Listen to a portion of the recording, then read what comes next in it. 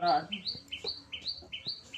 रहा किसी बच्चे को अपने घर से पिकनिक स्थल तक पैदल पहुंचने में 6 घंटा लगते हैं, किंतु वह साइकिल से उसी दूरी को 2 घंटे में तय कर सकता है यदि उसकी साइकिल की औसत चाल उसकी पैदल चाल से 7 किलोमीटर प्रति घंटा अधिक है। तो उसकी पैदल चाल और साइकिल की चाल पता करना है ना। तो सबसे पहले आपको क्या करना है, दूरी पता कर लो कि उसके घर से लेकर के पिकनिक स्थल तक की दूरी कितना है। मान लीजिए यहाँ से यहाँ तक x किलोमीटर है। कितना है, x किलोमीटर मान लो। मानो घर से पिकनिक स्थल तक दूरी x, कितना है जी, x है ना। लेकिन यही दूरी अगर यहाँ से यहाँ तक पैदल चला जा रहा है तो कितना समय लगता है, 6 घंटा लगता है। कितना लगता है, 6 घंटा लगता है। तो इसकी चाल ज्ञात कर लो। तो चूंकि पैदल की चाल,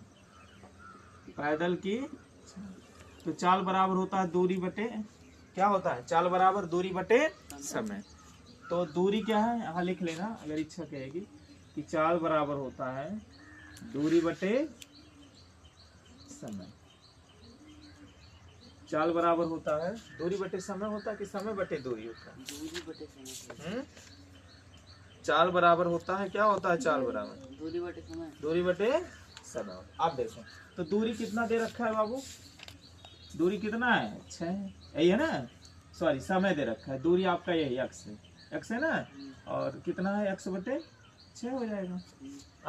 अब हो जाएगा किलोमीटर प्रति घंटा, किलोमीटर प्रति घंटा चाल को लिख लेंगे। ये तो पैदल की चाल हो गई। साइकिल की चाल पता कर लो। तो साइकिल की जो चाल है वो कितना समय ले, पहले समय हम पता कर लेते। अगर यही दूरी यहाँ से यहाँ तक साइकिल से चले, साइकिल से, तो ये कितना समय लगता है, 2 घंटा। कितना लगता है, 2 घंटे।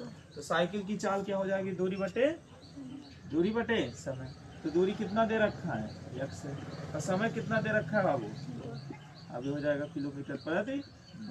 अब देखो कंडीशन में क्या क्या है, प्रश्न में क्या क्या है, प्रश्नानुसार प्रश्न में क्या रहा है कि यदि उसकी साइकिल की औसत चाल, किसकी, यानी साइकिल की चाल, जो साइकिल की चाल होगी बाबू पैदल चाल से 7 किलोमीटर अधिक होगा। जो पैदल होगा, पैदल की जो चाल होगी वो कितना अधिक है जी, 7 किलोमीटर प्रति आवर, यानी 7 किलोमीटर क्या होगा जी, अधिक होगा, 7 किलोमीटर। तो साइकिल की चाल कितना दे रखा है, x बटे 2।